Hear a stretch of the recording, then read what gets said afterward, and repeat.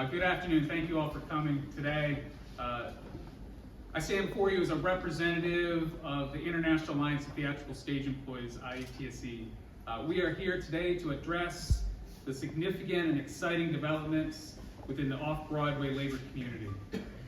The off-Broadway theater industry is an integral piece of New York City's large performing arts landscape, generating a ripple effect into larger scale theatrical productions as well as television and film.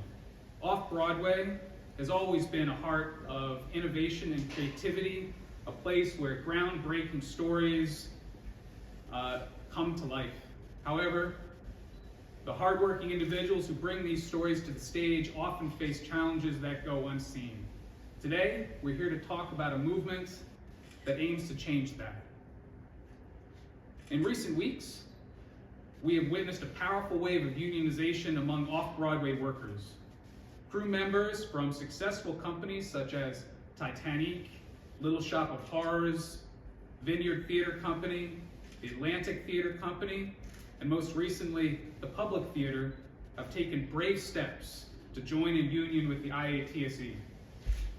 Today, we call on all off-Broadway workers to consider joining this movement for collective strength and representation. Joining IATSE means more than just a union card. It means solidarity, it means protection and collective voice. It means standing shoulder to shoulder with your colleagues to improve the working conditions, to secure fair wages, and ensure a safe and supportive environment for everyone involved in bringing these incredible productions to life. Now, let's hear from some of the off-Broadway workers who have recently decided to join in union with the IATSE. Yeah, sure. Hi, my name is Mikey Stevens. I am a stagehand. I've been a stagehand for about 10 years. I've been working at the Atlantic and larger off-Broadway community for 2.5, 3 years, ever since theater came back to the city after the pandemic closures. So why a union and why now, right?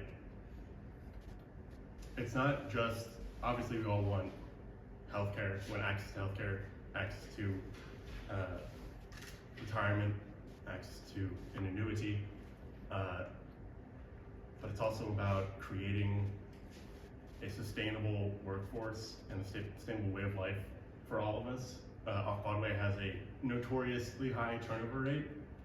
Most people stay in this industry about like 5-10 years before either leaving the industry altogether or moving on to grander careers. But I love what I do, and I love where I do it, and I love the people that I do it with. So we want to ensure the conditions that we will have now for our future and for the future of the workers that come after us. Yeah.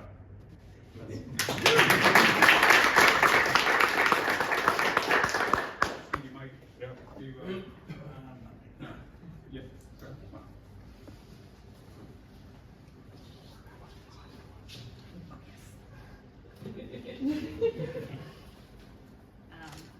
Hi, my name is Sarah LaPoole.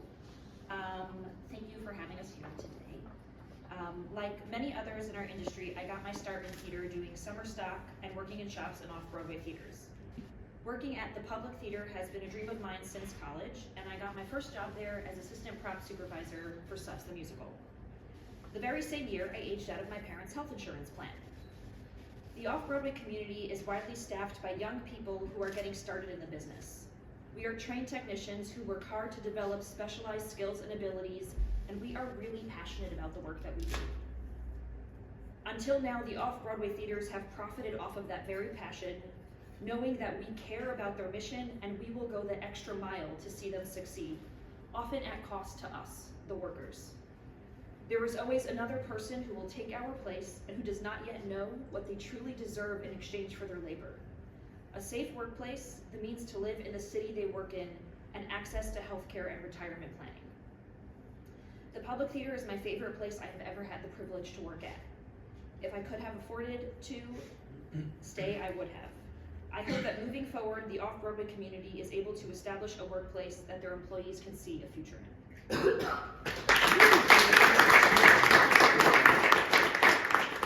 Thank you, Michael Barnes. Sure. Good afternoon, everybody. My name is Mike Barnes. I'm the International Vice President for the IATSE, also the Director of the Stagecraft Department. Honored to be here on this historic day. So I just want to start off by thanking IATSE Local 1 for hosting us today. Local 1, thank you very much. Thank the Locals 1, 764, 798, USA 829 leadership for coming here today and participating in this historic day. Thank you very much. I want to thank Dan Little, who decided to read into the record the official statement, because I didn't want to read today. I wanted to come up here and just be really genuine in saying that this is really special. This is something really, really big. Not just for you, but for the IATSE. We see this as the future of Broadway, of workers in this town, and how meaningful this could be. I grew up in a union family. My grandfather, my father, my brothers, my sister, my son, my daughters. I saw the benefits when I was growing up that we had health care. You know, we went on vacations. You know, we were able to have a car, fairly new cars. And that was all paid for through the collective bargaining that the IATSE did for the last 110 years that my family has worked for this organization. There is legs with this organization. There is longevity with this organization. And while this is the beginning of the journey for this group, we hope this will be a long, fruitful, successful journey. Last but not least, I want to thank you all. Every single one of us, not the ones that are here, but every one of you people in this group of off-Broadway people who had the courage to step up at this time, because this has been a long time coming, and sign that authorization card and go into that booth and vote. One of the most challenging, difficult things I watch people do is that vote, because that changed your life. And I watched, I guess it was about 10 years now, when I went into a theater similar to this theater. It was in Philadelphia. It was a Lord Theater. And they were looking to do the same thing. They were talking about it. And I met a young man, and he was very energized, and he had problems in Philadelphia. And he said, we wanted to improve here. And he trusted our organization to get it better. That guy was Dan Little. Came from the Philadelphia Theater Company, joined our union in 2015, 2014, and he's worked endlessly every day since he's been in here to improve the lives of people just like him. This is the newest group. It's significant. It's meaningful, and we appreciate the opportunity to represent everybody. We look forward to this. We look forward to building on this for other institutions within the off-Broadway and across America that will look to this win as a moment in time that we change this sector of the industry. So I want to thank you very much.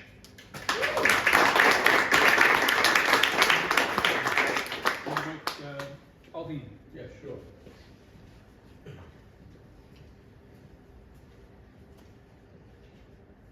My name is Paul Efting Jr. I'm the business manager of Local 1. I'm also an international vice president. This is an historic day. Seeing this group here and how you have come forward, it's been a long time coming.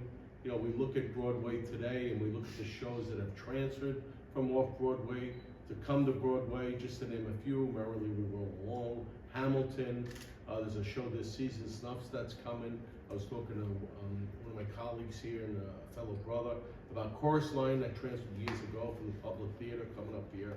So again, I welcome everybody. I look forward to it. Representing you, hopefully someday down the road after we bargain the agreement, and I can't say enough about how historic today is. Thank you. Thank you, Paul. Carl Mueller. Thanks, Dan. Hey, everybody. everybody. I have a few little remarks I will share. I'm Carl Mueller. I'm an international vice president and hello phone. Sorry. There we go. International vice president, and I'm the national business agent of USA 829. You know, it's really a privilege to stand here shoulder to shoulder with all of you as we recognize and celebrate this historic moment and the movement that's happening off Broadway. As we continue to see from Titanic to the Vineyard and the Atlantic and the public, our working kin off Broadway demanding a seat at the table. They demand agency and security in their jobs to ensure access to health care and retirement benefits, opportunities for advancement, and stability in what we now know is a very precarious industry. This recognition of your collective voice and value is long overdue. And it's time to give these workers, respect and dignity that you deserve through an IA contract. We all understand and appreciate the deep collaboration that fuels this industry, which is especially true off-Broadway. That would help. Look at that. All of us, from artists and crew members to management, we work together and depend on each other to bolster the vibrancy and sustainability of our off-Broadway community. The IA is committed to making sure that the workers who are the backbone of off-Broadway are heard. We are also committed to collaboration. We greatly value our relationship with our employer partners who help shape the theatrical vision across this city. And we know that together with management, we will establish collaborative and meaningful solutions that will allow for sustainable career paths for all of you as workers, enhance the work we do together on and off the stage, and demonstrate our shared commitment to a resilient, inclusive, and stronger off-Broadway community. While the work is ongoing, we're just getting started. We look forward to talking to more workers, standing with employers to ensure the vitality of off-Broadway, and fostering collective strength that uplifts and celebrates all who create theater. Because it is together that we will inspire our colleagues to stand up. It is together that we can still instill lasting change off-Broadway. And it is only by standing together that we will rise. Thank you very much.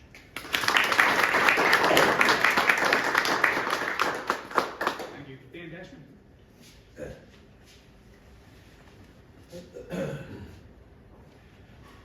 Hello, I'm Dan Dashman. I am the business representative for Local 798, your hairstylists and makeup artists on Broadway and off-Broadway and in 23 states and territories. I am also in my 50th year as a member of Local 1 of the Stagehands. And I did promise Dan Little to say that I started at the Public Theater. And one of the last shows that I did there was a chorus line. And I did it for $150 a week with no benefits, and that was before taxes. The difference that we can make for all of you is something that's been a long time coming. And I couldn't be happier about what's going on here. And we will give you all of our support. Thank you.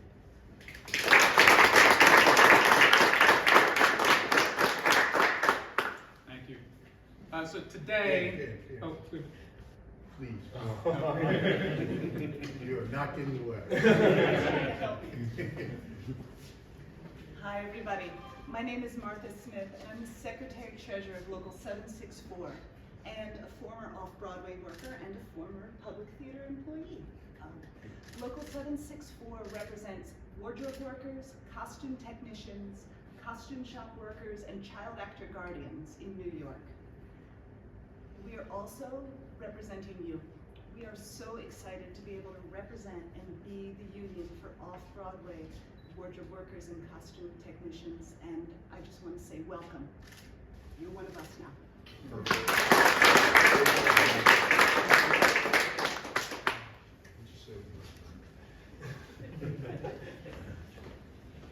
Hi, everybody. I'm John Lott.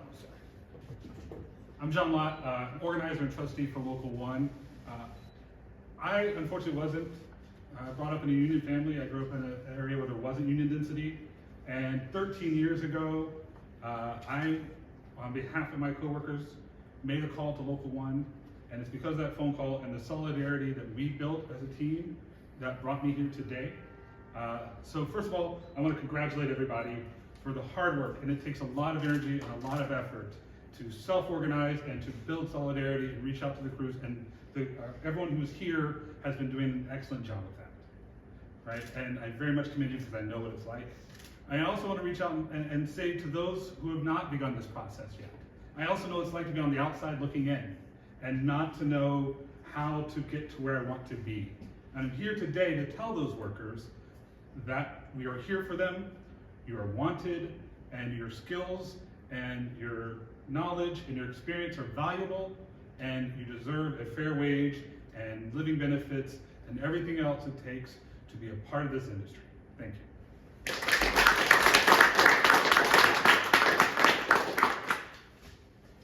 That's right. So today, we extend an open invitation to all off-Broadway workers and everyone who works behind the scenes in entertainment, from carpenters, to ticket sellers, from hairstylists to stagehands. Consider the benefits of joining a union with IATSE. Your skills, your passion, your dedication deserve the recognition and protection that a union can provide. In closing, just let me emphasize that this is a transformative moment for the off-Broadway industry. Our theater community is at a pivotal crossroads, and together we can create a stronger, more sustainable industry that values every worker. We encourage you to visit our website, offbroadway.iatse.net, or reach out to an organizer to learn more, and consider joining IATSE, the union behind entertainment. Thank you. Let's go forth today and ensure that everyone has a brighter future off-Broadway. Well, before we get to that, we're available for questions if there are any from any press in attendance. Can I ask a question that's off topic? You may. I'm not sure if it's best for Paul or, with Broadway, there's a question about sustainability with these budgets going up. And, the losses are pretty amazing.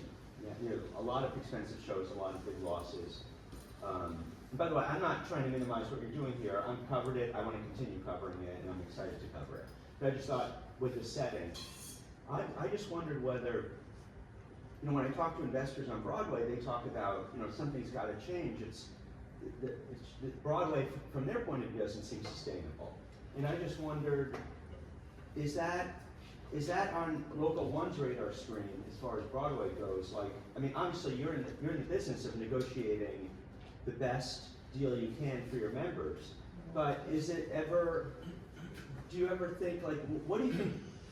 Is this problem on your radar screen, and do you think about is it on your radar screen, and do you think that you might be wanting to make changes in the future, or just wanted to get your thoughts on that? I'm actually going to take that question. Okay.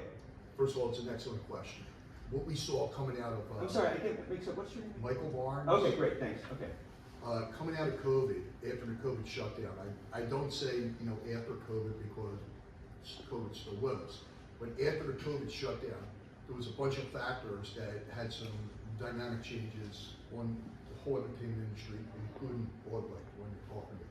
We had staffing shortages that were out there. You had a lot of inflationary pressure that we were all aware of. Cost of goods and services still impacting all of America, not just the entertainment industry. We saw throughout the country an agitated workforce that needed some answers. They needed benefits, they needed wages. That included union, non-union. We saw other internationals. We just went to a major strike with the SAG strike. We saw the strikes that went with the UAW that shut down major industries. Our international entered into bargaining in that environment with the Off-Broadway League of Producers, with the League of Producers, and with the traveling touring producers. all the people that represent all the theater workers here. We were able to reach agreement with all of those people without going on strike. Those agreements, if you look at the details of those agreements, were reflective and responsible in regards to the wage increases and the condition changes that occurred. They were in line with what was pre-COVID, and with the small tweaks that we saw after post-COVID, maintained a steadiness that the IA has maintained for 125 years in keeping Broadway alive. We don't believe our institution, and there may be some other factors that are factored into the conversations you're having, but I think the facts will be clear that our bargaining is not one of those conditions that are causing what you're seeing, what you're hearing them say right now. And that's honest and that's fair. It's a good question. Thank you. Thank you. Any additional questions? Yes. Hi, my name is Amelia Merrill. I'm with American Theater Magazine. I was wondering, when we talk about improving working conditions and safe working conditions, if anyone could speak to some of the sort of specific situations and conditions that you're organizing to improve on Broadway. Sure. Yeah. Again, Mikey Stevens. I'm with the organizing committee at the Atlantic, part of the carpentry crew, and also deck crew occasionally. The carpentry crew, when we have to build scenic elements, we have to build them outside because we don't really have a shop. So we bring shop tools outside, kind of no matter the weather. If there's rain, we have a big event style tent that we put up. But no matter how hot or cold it may be outside, there's snow that piles up on the roof that sometimes falls off. And obviously, as we all know, if any of us have worked at Shakespeare in the Park, it's sweltering heat outside as well. So we don't have specifics on how we want to address those challenges, but I really, really hope that we can reach a cooperative solution to that issue, because again, we're working like 8 hours a day outside in some cases. That's just one example. Can I add? Yeah, absolutely. One of the things that I have had a lot of experience with over the years is working with hazardous chemicals. Very few off-Broadway theaters or shops in New York have spray booths. A lot of times our spray booth is opening up a window and turning on a fan. I am now allergic to latex because I have been exposed to plastic dust for so many years. When I was really young and I didn't necessarily know the difference between a dust mask and a respirator, I made some very, very poor choices. Now I know that, and if we are working in institutions where there's so much turnover and older, more experienced people are not staying, there's no one to tell the younger generation what kind of safety equipment they have to wear to protect themselves. And even though we all, maybe we don't all know what an SDF sheet is, but not everybody knows how to read it. It's not necessarily something that's covered in people's education. So having the ability to stay at your workplace and being able to teach what you know to the people who come after you helps the people who come after you stay safe also. Yeah. Hi, Ellen Lenahan, audio video engineer. I also used to be the assistant video supervisor for the public. And I've often had to step in at times and say that it's not safe for my crew to be there, it's not safe for my crew to do this, and it's not gonna happen. Otherwise the theaters will say, you have to do this. So it's important to have people there that'll step in and say, you need the safety precautions, you need to be able to do things without causing a hazard or harming your staff. Yeah, and I will just add, that having a collective bargaining agreement, gives people the safety and the protection to raise their voice about an issue, and we might not be able to identify what that safety issue is today because sometimes it could simply be unknown. But by having a collective bargaining agreement in place, workers can know, that they are protected from retaliation or other ill consequences if they dare say that looks dangerous. Let's do it a different way. And I think that's if there's and that's one of our goals here. And just to add too, obviously with safety, the whole idea is safety to be proactive rather than reactive. You don't want to respond to the accident, you want to prevent the accident. Where the union, and I think Vice President Mueller was very clear when he said this, brings a collaborative approach to our relationship with our employers. One of them being safety and education. We have a very, very deep training program, and one of the cornerstones are the safety training. So there's chemical training, there's OSHA training, there's high reach training, there's electrical training, there's certification programs. By offering the workers this before they go to the workforce as part of their affiliation with the union, we create a safer environment, and it's better for both the employer and for the worker for a bunch of different reasons. But that proactive approach we think is very helpful. I'm John Lott. I'm also co-chair of the Local and Safety Committee. And what we often see with underrepresented workers is when you have a safety concern, you have two options. One, you can go to your employer, right? And if they don't play ball, they kind of blow you off. The next step is OSHA, right? And bigger step, and to be honest with you, OSHA is so understaffed that unless it's a major thing, it's very difficult to get them to come out and do the inspection, right? Employers have lots of safety training they're required to give all their employees, but there's no mechanism to make sure that's being done until there's a problem and OSHA comes in and goes, wait, where's our stuff, right? However, so having union representation gives us the ability to go in and actually nudge the employer because it's in the contract, and now they have to follow these rules that they legally have to follow, but now we have the ability to come in and help the workers by pushing the employer to do the right thing. Are there any other questions? All right, I thank you all very much for your attendance today.